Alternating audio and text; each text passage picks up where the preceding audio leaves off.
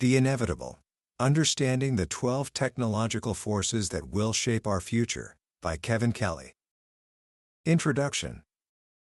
I want to take you back to a time that might feel like ancient history, though it wasn't so long ago. The year is 1981. Imagine a young man, a writer, who's been hearing about these new things called computers. He's read about them in science fiction, these magical machines that can think and create. But when he finally gets his hands on one, an Apple II, he's unimpressed. It's basically a fancy typewriter. A glorified calculator. It's a neat tool, sure, but it's not changing his life. It sits on a desk, a standalone box of circuits, feeling, well, small. Then, a few months later, he does something that seems insignificant. He takes a device called a modem, a little plastic box, and plugs his Apple II computer into a telephone line. And in that moment, everything changes. Suddenly, that small, boring box isn't a box anymore. It's a doorway. On the other side of that phone jack, a universe is waking up. It's a universe of conversations, of shared ideas, of connections that feel vast and infinite, yet somehow deeply human. He could feel his life, right then and there, jumping to another level. That young man was Kevin Kelly, one of the most insightful thinkers about technology of our time. And that moment, he says, wasn't just a personal epiphany.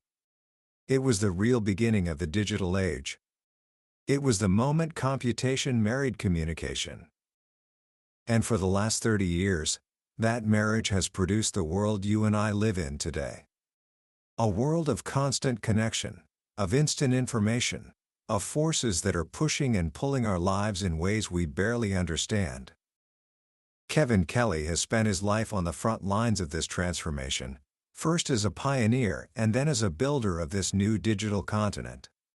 His book, The Inevitable, isn't a collection of wild predictions about flying cars or robot butlers. It's something far more profound.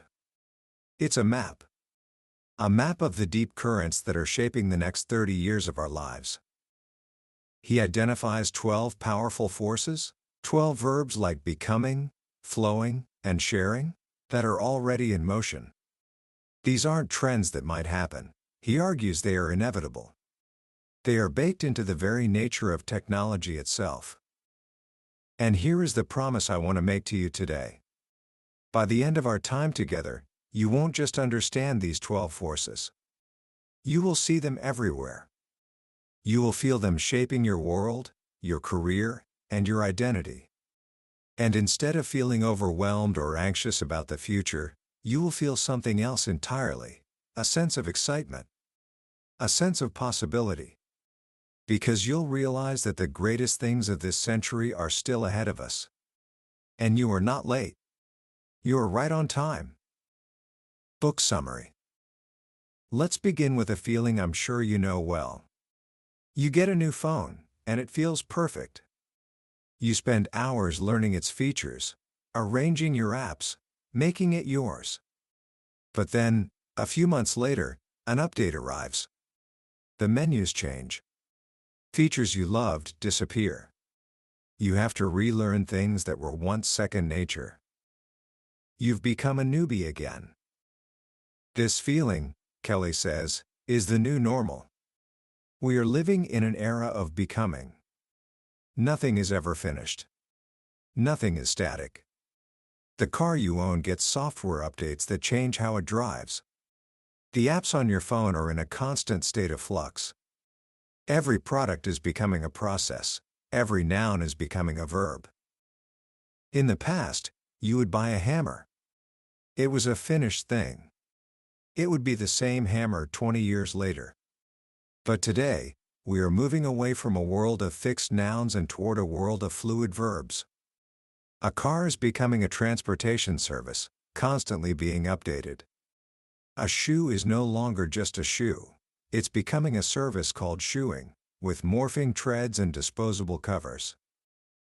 This endless churn of upgrades means we are all becoming perpetual newbies. No matter your age or experience, you will spend the rest of your life trying to keep up. The most important technologies that will dominate our lives 30 years from now haven't even been invented yet. And even when they are, they will change so fast you'll never have time to master them before they're replaced. This can be frustrating. It can even feel like it creates holes in our hearts. A decade ago, you didn't need a smartphone. Now, you feel angry if the network is slow. We keep inventing new desires, new itches that must be scratched. But Kelly celebrates this discontentment. It's what makes us human. It's the engine of our ingenuity. This constant state of becoming is taking us not to a perfect utopia, where all problems are solved, nor to a desolate dystopia, like in the movies. It's taking us to something he calls protopia. Protopia isn't a destination, it's a process. It's a state where things are, on average, a little bit better today than they were yesterday. It's slow, incremental progress. The technological solutions to today's problems will create the problems of tomorrow.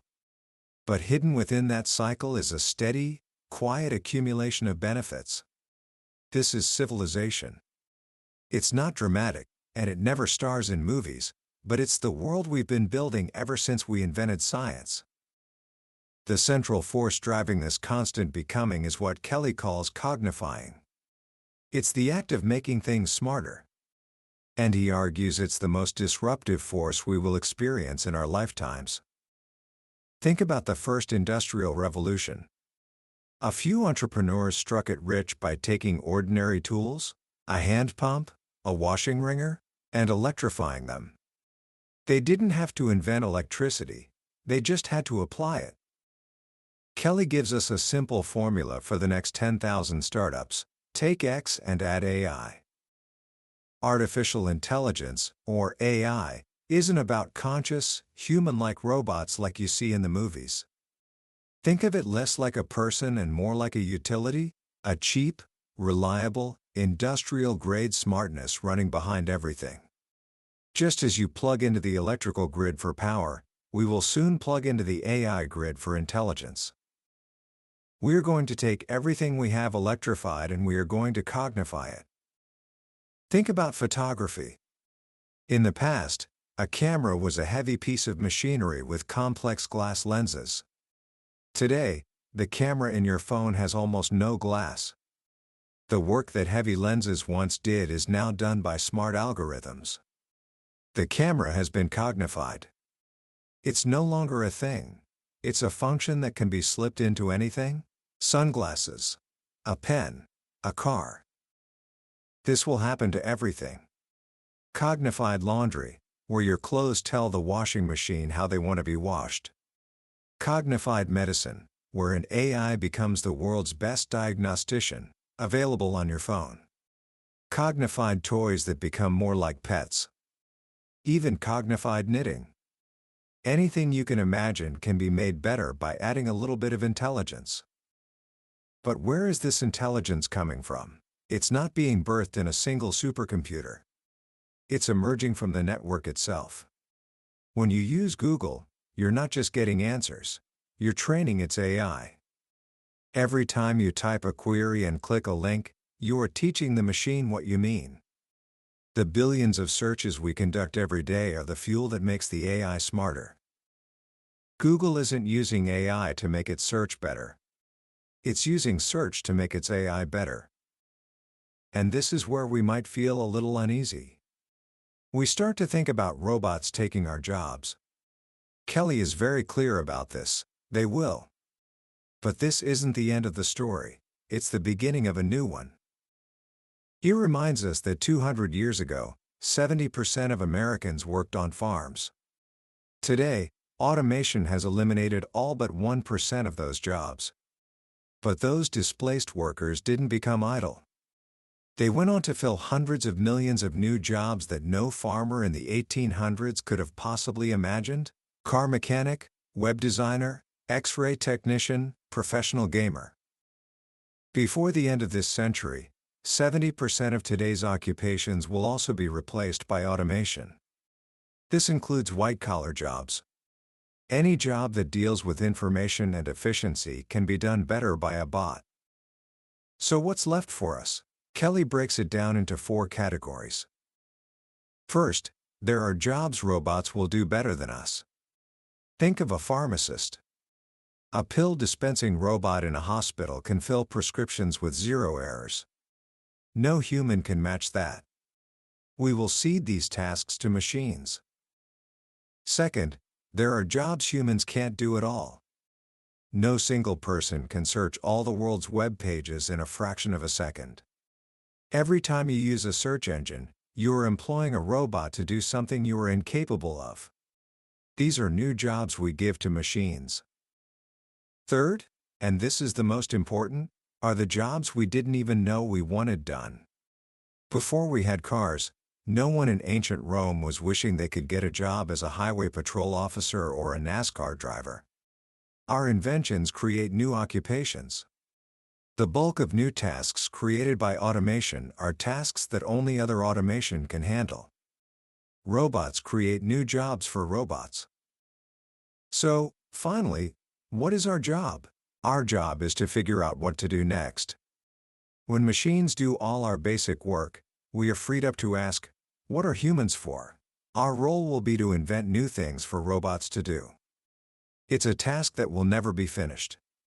This is not a race against the machines. If we race against them, we will lose. This is a race with the machines. In the future, you will be paid based on how well you work with bots. This new world of smart, connected things operates on a different logic than the world of physical objects we're used to. This brings us to the next force, flowing.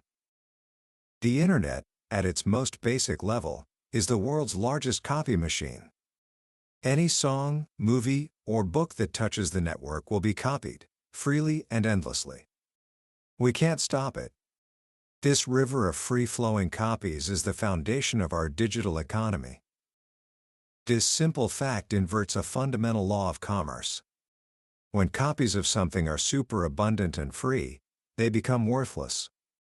In this new world, the only things that are truly valuable are the things that cannot be copied. So, what can't be copied? Trust. You can't download trust. You can't fake it. It must be earned over time. This is why we pay more for a brand we trust, even if the product is identical to a generic one. Kelly calls these uncopyable qualities generatives. They are values that are generated in the moment, in real time, and can't be stored or replicated. And he identifies 8 of them that are better than free. Immediacy. You might be able to find a free copy of a movie later, but you'll pay a premium to see it on opening night. You're not paying for the movie, you're paying for the immediacy. Personalization. A free copy of a book is good. But a version that's been personalized to explain technical terms based on your reading history is better. You'll pay for the personalization. Interpretation. The software code might be free, but the user manual costs $10,000. The code is only valuable with expert guidance and support. Authenticity. You can get a free version of a popular app, but you'll pay for an authentic copy from the official store to make sure it has no viruses or bugs. You are paying for peace of mind. Accessibility. You might already own all your favorite music, but you'll pay a service like Spotify to manage it for you on the cloud, so you can access it anywhere on any device, without the hassle of maintaining it. Embodiment. The digital version of a song is free. But seeing the band perform it live, in person, is an embodied experience that is expensive. The music is free, the performance is what you pay for. Patronage. Fans want to pay creators. They get a deep satisfaction from supporting the people they admire. If it's easy to do and the money goes directly to the artist, people will happily pay for something they could get for free. And finally, discoverability. When there are millions of free songs, books, and movies, being found is valuable. We will pay for filters, critics, curators, and smart algorithms.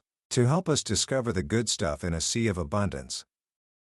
This shift from fixed, solid products to ever-flowing, liquid services is profoundly changing our relationship with stuff.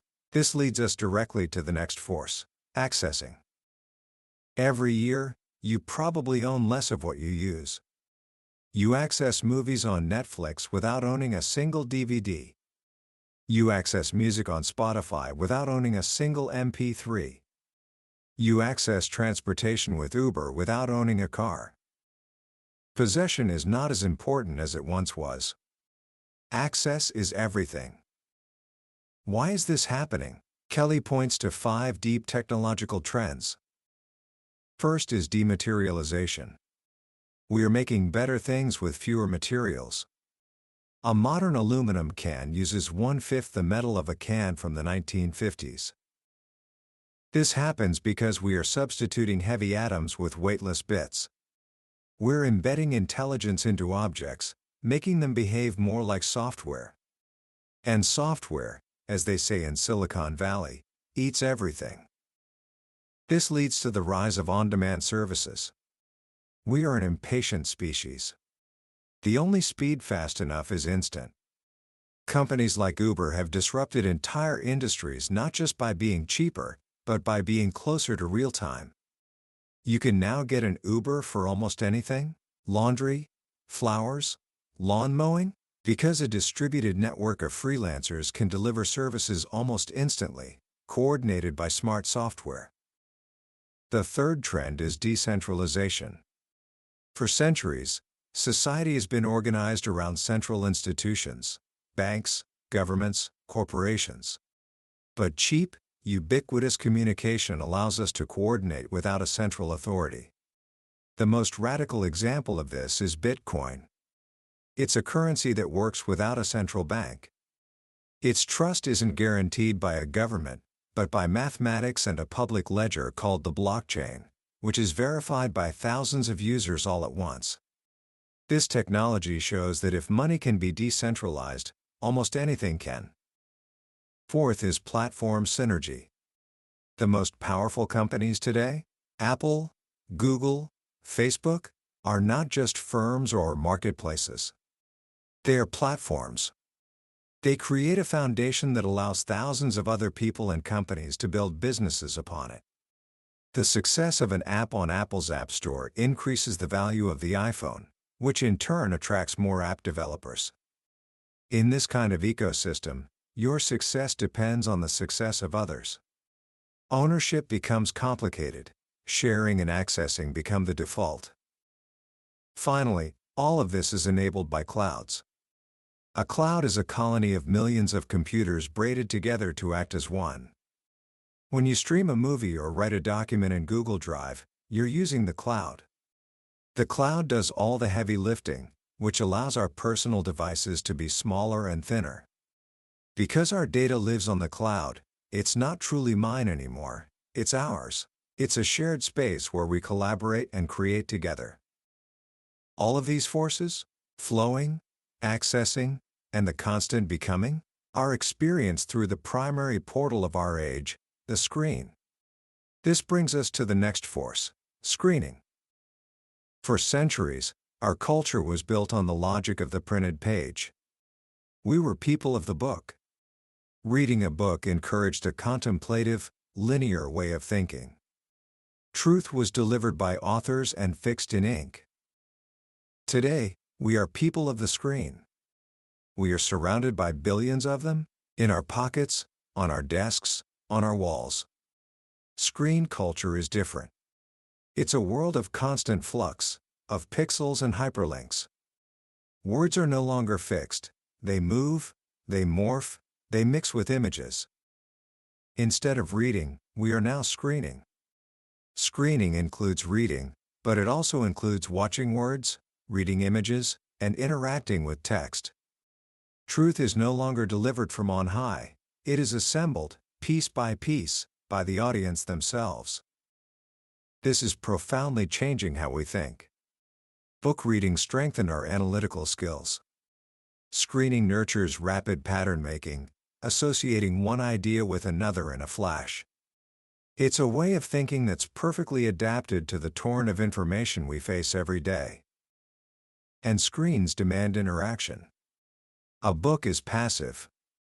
A screen responds to our touch, our gaze, even our emotions. A screen will know what we are paying attention to. We will interact with our technology with our whole bodies, with gestures, with our voice, with our eyes. If a thing in the future doesn't interact, we will consider it broken. This leads to the universal library. When every book ever written is digitized, they cease to be isolated objects on a shelf. They become a single, liquid fabric of interconnected words and ideas. Every word in every book can be cross-linked to every other word in every other book. Wikipedia is the first networked book, but soon, all books will be woven into one great metabook. We won't just read it, we will screen it, query it, and remix it.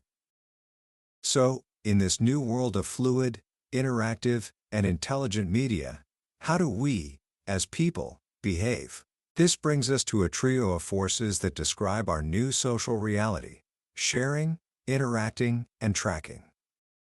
Sharing has become the default action of our time.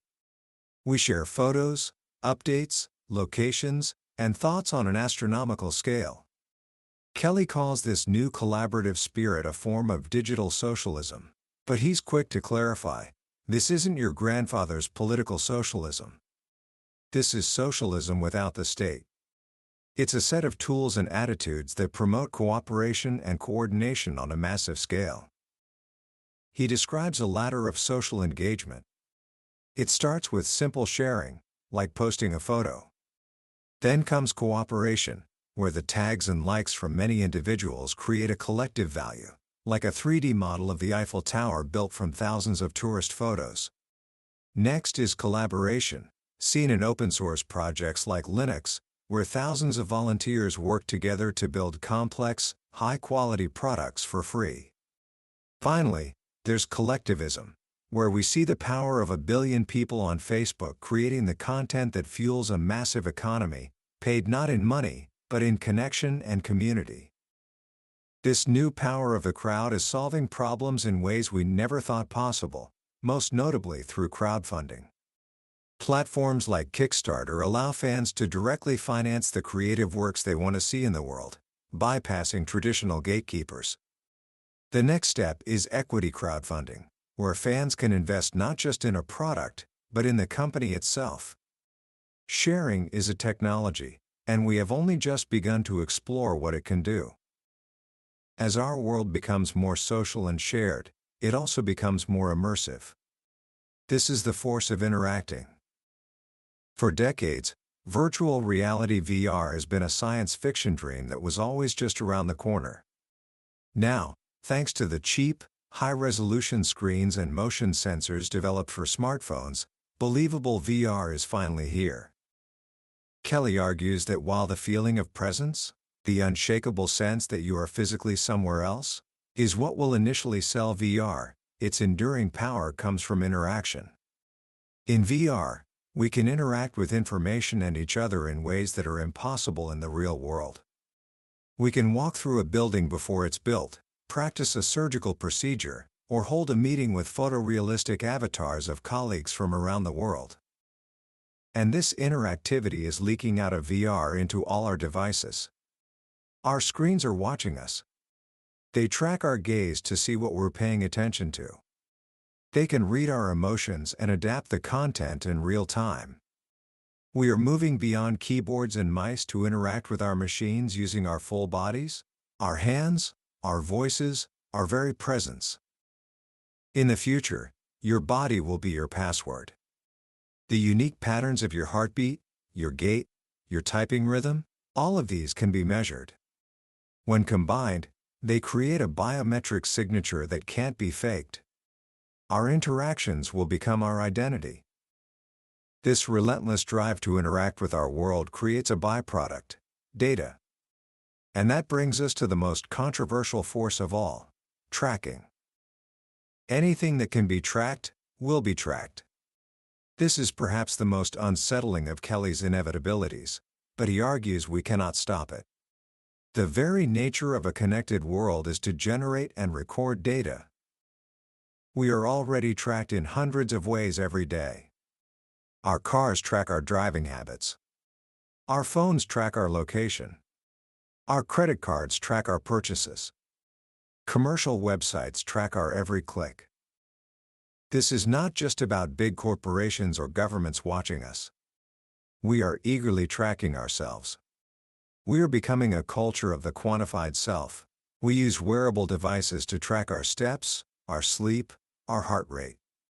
Some pioneers are tracking hundreds of their own biological markers, using the data to self-diagnose illnesses before symptoms even appear. This self-tracking is creating a new kind of scientific experiment, the N=1 experiment. Instead of studying thousands of people to find an average result, you can study just yourself, in minute detail, to find out what works for you. With enough data, you can establish a personal baseline for your health that is far more useful than any generic normal.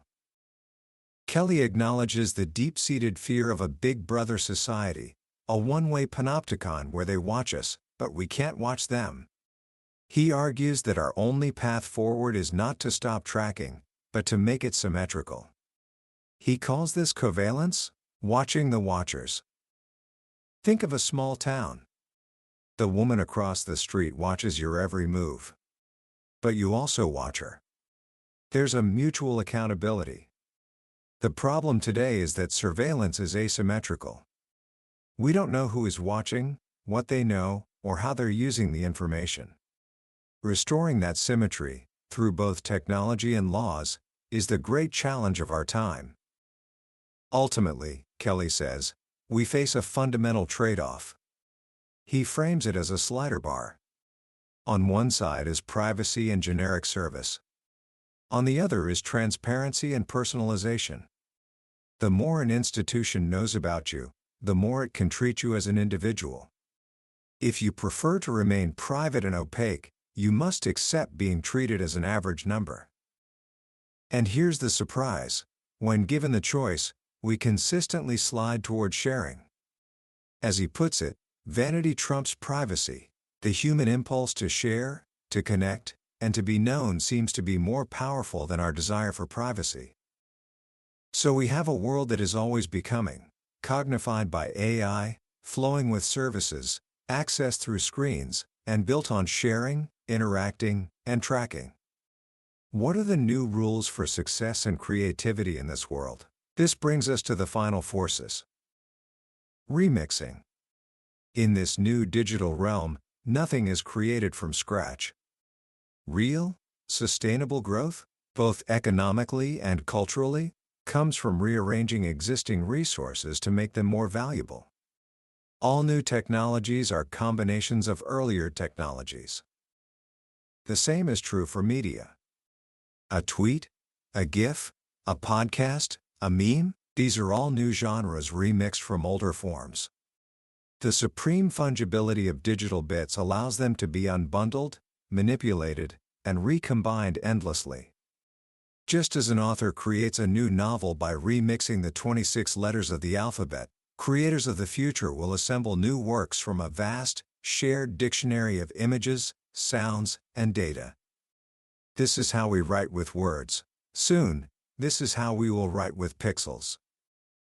But in an infinite world of remixed creations, how do we find what matters to us?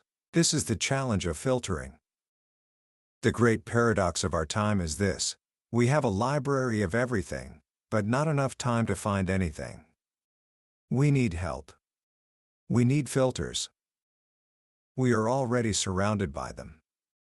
Recommendation engines on Amazon and Netflix predict what we'll like based on our past behavior and the behavior of millions of others. These algorithms are now responsible for a huge portion of all sales and engagement online. The danger, of course, is the filter bubble. If you are only ever shown more of what you already like, your world can become a narrow, self-reinforcing echo chamber. The challenge ahead is to build smarter filters, filters that not only give us more of what we like, but also surprise us, challenge us, and even show us things we think we dislike, but might learn to appreciate. Ultimately, all this filtering and cognifying leads us to a profound inversion. We are building a planetary machine that can answer almost any question we can ask. Answers are becoming a commodity, instant, reliable, and essentially free. In a world saturated with answers, what becomes scarce and valuable? A good question. This is the final force, questioning. A good question is the seed of innovation. It's an engine that creates new fields, new industries, and new possibilities. Einstein's question, "What would it be like to ride on a beam of light?" launched the theory of relativity. A good question cannot be answered immediately. It challenges existing answers. It creates new territory for thinking. A good question, Kelly says, may be the last job a machine will learn to do. And in the end, asking good questions is what humans are for. So where does this all lead? We are weaving together billions of human minds and sextillions of machine transistors into a single, planetary scale system. Kelly calls this the hollows. It's the collective intelligence of all humans, combined with the collective behavior of all machines, plus the intelligence of nature. This is not some sci-fi fantasy. It's the very real, very complex organism that is waking up around us. We are living inside of it. We are building it with every click, every link, every share. We are at the very beginning of the beginning. The changes can feel overwhelming. They can feel chaotic. But they are not random. They are leaning in a clear direction, toward more becoming, cognifying, flowing, screening, accessing, sharing, interacting, tracking, remixing, filtering, and questioning. Thousands of years from now, historians will look back at our time, here at the dawn of the third millennium, and they will see it as a truly amazing moment. This was the time when the inhabitants of this planet first linked themselves together into one very large thing. Future people will envy us. They will wish they could have been here to witness the birth that we are living through right now. Commentary. As we close the pages of The Inevitable, it's easy to feel a sense of both exhilaration and vertigo.